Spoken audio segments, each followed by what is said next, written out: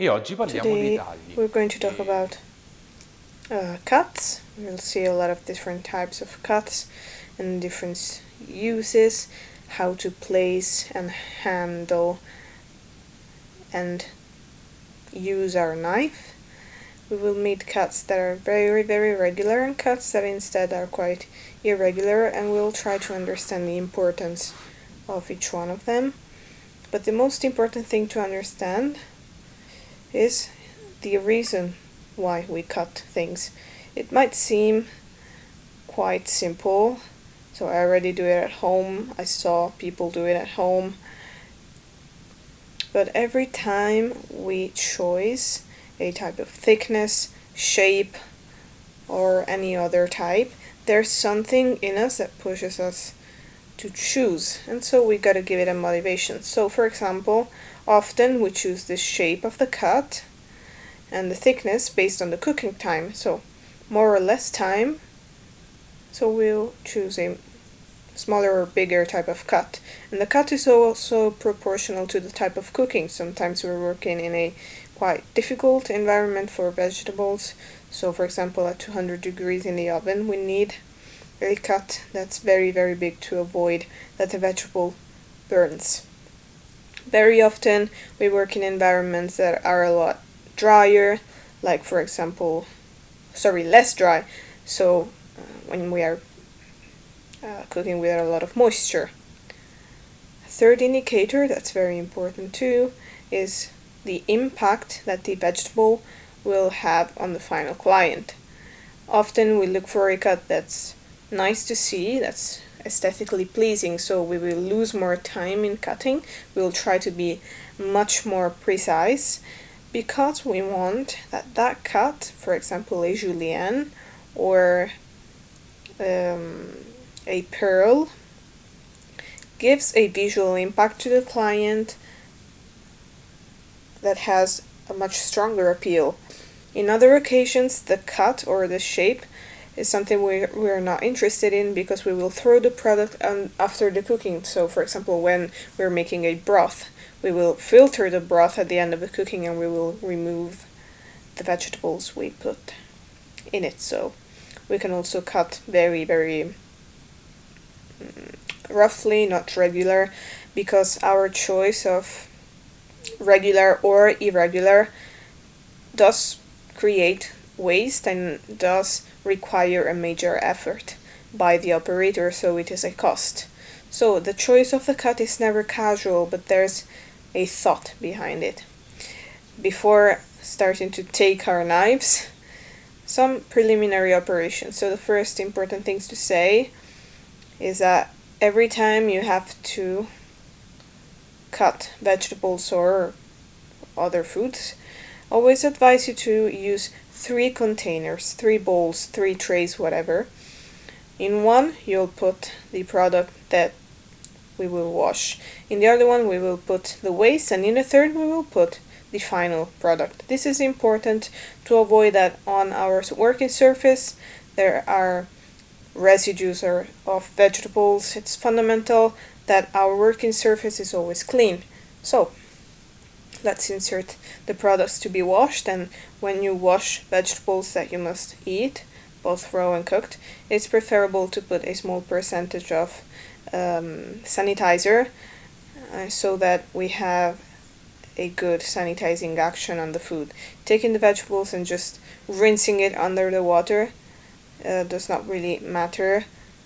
You're only removing some dirt, some round on the external part, but it has no other purifying action. So let's rinse, peel, and then cut.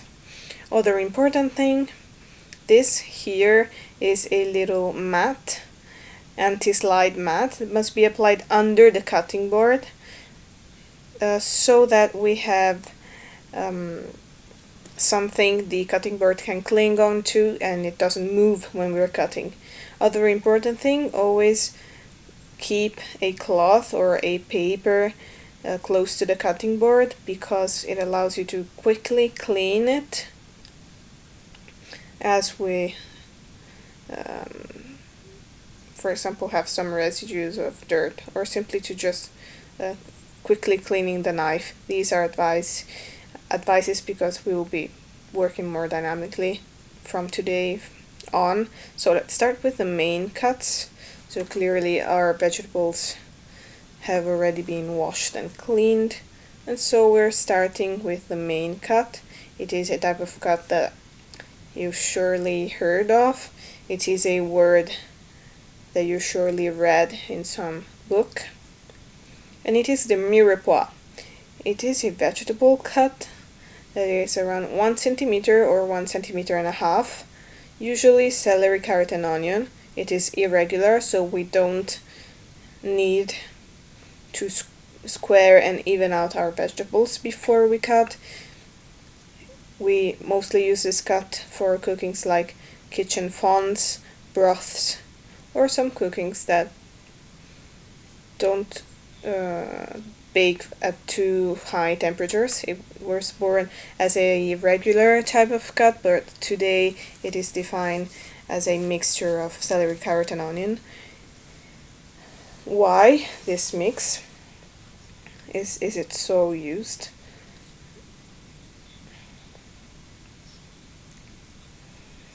Because these three elements together give a very, very intense perfume. It is a perfect mix between acidity, freshness, and sweetness. After having washed our celery, we're going to peel it. It is not important to peel it completely, but just the external part.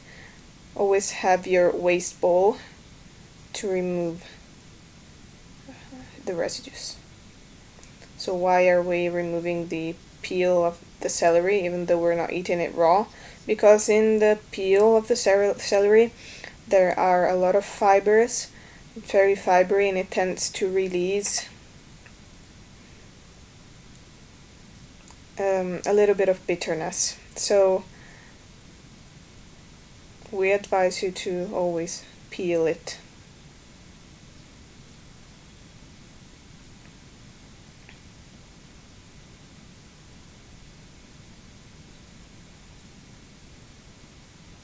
So we're going to set it aside for a little bit. So I prefer to clean all the vegetables before I start cutting. Let's go on with the carrot, again using the peeler.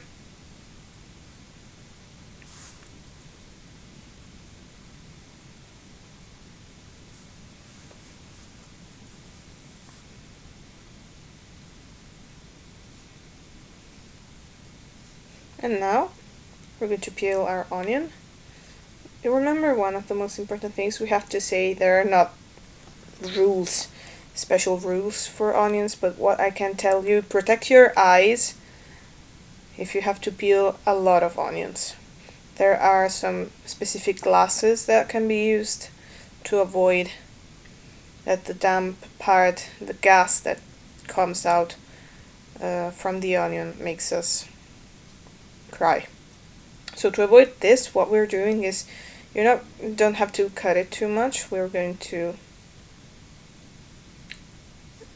just slightly scrape the base here, just removing this hair. Then from here, we're not even removing the top part, because by cutting we would favor the coming out of the gas and liquids. I'm just inciting, almost as if I were to peel an orange. And I stick the knife in it and just remove the peel. Only when I have to use the onion, I will remove the external parts.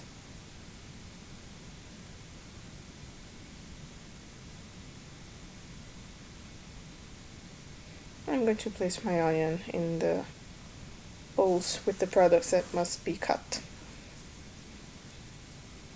Before I start the cutting of the mirepoix, we're going to see the posture of the cutting. So let's take a knife. In this case I'm taking a chef knife, which is one of the knives we can use. This is just a variety. It's almost like a santoku. It is very sharp, and it is one of the knives that are most suitable to cut vegetables. So the first rule is never be too stiff with your posture. You must slightly widen your legs so that you lower the center of your body and you don't have to curve too much. So if you are very tall especially, try to just open your legs a little bit. Other important thing, we're going to cut in this way. If your torso is in front of the cutting board, or in this way if you want to move. So the part of the handle of the knife is never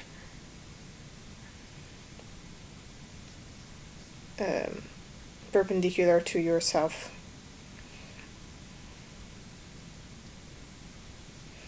The left hand is the hand that determines the thickness, and it is the hand that controls the movement of the knife. So we're going to always place it in this way. Your fingers are going to touch the cutting board without applying pressure. We're creating a sort of curve, especially of the middle finger, and this curve is attached constantly to the knife like this. So handling the knife like this, I'm starting to let it slide. As I decide the thickness of the cut, the left hand will go towards the external part of the cutting board based on the thickness we want to obtain. So we're going to see it again, hand the knife and do this. And there are a lot of other techniques to cut. This is the most basic one.